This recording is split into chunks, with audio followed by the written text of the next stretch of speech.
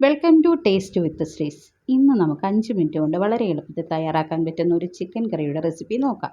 ഇതിനായി നമുക്ക് ഒരു സവാള, ഒരു തക്കാളി, 10-15 ചെറിയ ഉള്ളി, 2 പച്ചമുളക് നമ്മുടെ എരിവിനനുസരിച്ച് എടുക്കാം, 1 ടീസ്പൂൺ ഇഞ്ചി വെളുത്തുള്ളി പേസ്റ്റ്, ആവശ്യത്തിനുള്ള കറിവേപ്പില ഇവയാണ് വേണ്ടത്.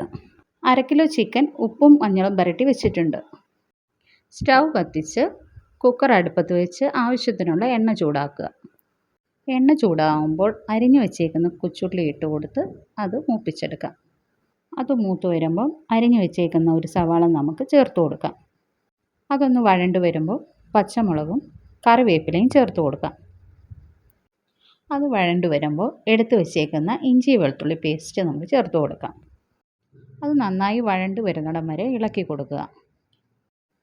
1/2 ടീസ്പൂൺ മഞ്ഞൾപ്പൊടി, 2 ടീസ്പൂൺ മുളക് പൊടി, 2.5 ടീസ്പൂൺ മല്ലിപ്പൊടി, 1/2 ടീസ്പൂൺ ഗരം മസാല, 1/2 ടീസ്പൂൺ കുരുമുളക് പൊടി ഇവയെല്ലാം കൂടെ ചേർത്ത് നന്നായി ഇളക്കി വഴറ്റിയെടുക്കുക. പൊടികളുടെയൊക്കെ പച്ചമണം ഒന്ന് മാറിക്കഴിയുമ്പോൾ അതിലേക്ക് അരിഞ്ഞു വെച്ചേക്കുന്ന തക്കാളി നമുക്ക് ചേർത്ത് നന്നായിട്ട് വഴറ്റിയെടുക്കാം.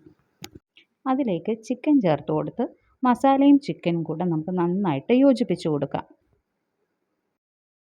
അതിലേക്ക് 1 ടീസ്പൂൺ വിനാഗിരിയോ അല്ലെങ്കിൽ നാരങ്ങാനീരോ നമുക്ക് ചേർത്ത് കൊടുക്കാം.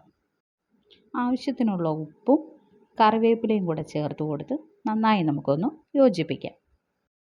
ഇനി നമുക്കൊരു 4 മിനിറ്റ് നേരം ഇതൊന്ന് അടച്ചു വയ്ക്കാം.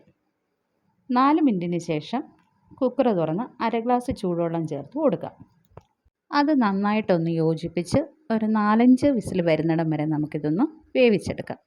കുക്കർ ആറിയതിന് ശേഷം നമുക്കിതൊരു ബൗളിലേക്ക് മാറ്റാം. 5 മിനിറ്റ് കൊണ്ട് സ്വാദിഷ്ടമായ ചിക്കൻ കറി തയ്യാറായിട്ടുണ്ട്. എല്ലാവരും ഇതൊന്ന് ട്രൈ ചെയ്യുക. എൻ്റെ വീഡിയോ ഇഷ്ടമായാൽ സബ്സ്ക്രൈബ് ചെയ്യുക, ലൈക്ക് ചെയ്യുക.